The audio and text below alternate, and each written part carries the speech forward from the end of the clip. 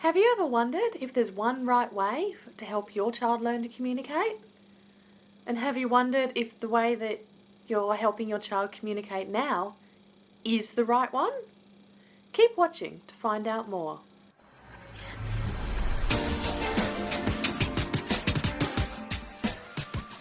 Hi, and welcome to this week's episode of Speechy TV.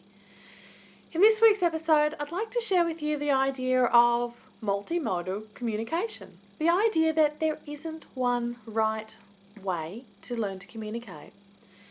Now, it's pretty common when people are helping your child learn to communicate that we try one thing at a time.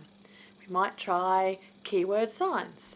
It might be a communication book, or it might be an iPad, and we keep practicing the same thing over and over. But the truth is that none of us communicate in one way all the time. For instance, the first thing you think about when we communicate is speaking. I speak to communicate. But the other thing is we also might, I write to communicate. So I write things down. Sometimes I type them out. Sometimes I speak to a camera, which isn't even a conversation with the person, although you're on the other side of the camera. Because I'm sitting here in my lounge room all alone. Other ways that we communicate, through our body language. You can read the language that I'm putting out through my body language. You get a feel for how I'm feeling, whether what I'm saying matches what I'm saying with my body language. And it's the same for alternative communication. So all the different ways your child might be learning to communicate have a time and a place. So, and there's different ways that you can support them. For instance, if you're using an iPad, it might not be the best way to communicate when you're swimming in the pool. If your child uses keyword signs, it might not be the best thing to communicate with the lady down the shops who doesn't know any signs. And some people are better communication partners. You know your child really well, so you might be a really good communication partner because you know a lot about what your child might be doing and what they might be trying to tell you. Whereas somebody that doesn't know them as well, maybe grandma who only sees them once a month, she's going to really struggle to know what your child's actually been up to and what they might be trying to say. So there's a range of different ways that we can communicate and that we can help your child, that you can help your child communicate as well. So,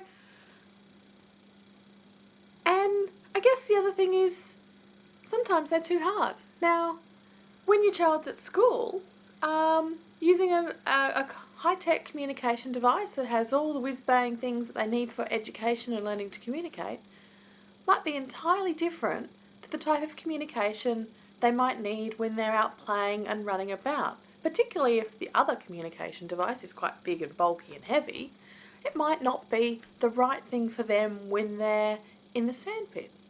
Maybe you're worried that it might get damaged in the sandpit or in some of the play that your child might have. So having a range of different ways for your child to communicate that meet the needs of the situation they're in, whether they're playing, swimming, in the bathtub, down the shops, at school, or whether they're just relaxing and you don't need as much communication in that moment. It's okay to use a range of different ways. The main thing is learning to communicate and practicing communicating with other people. How does your child communicate? What different ways does your child communicate? Do you use a range of different things? Or are you focusing on learning just the one thing at the moment and planning on introducing other things later on? Please leave me a comment. Let me know the different things that you're trying. Do you disagree? If you think that learning one thing is the best way for your child and you found the system that's going to work the best time, let me know. I'd love to know if you disagree with me, or I'd love to know all the different ways that your child's communicating. Please come and join the conversation. I'll talk to you soon.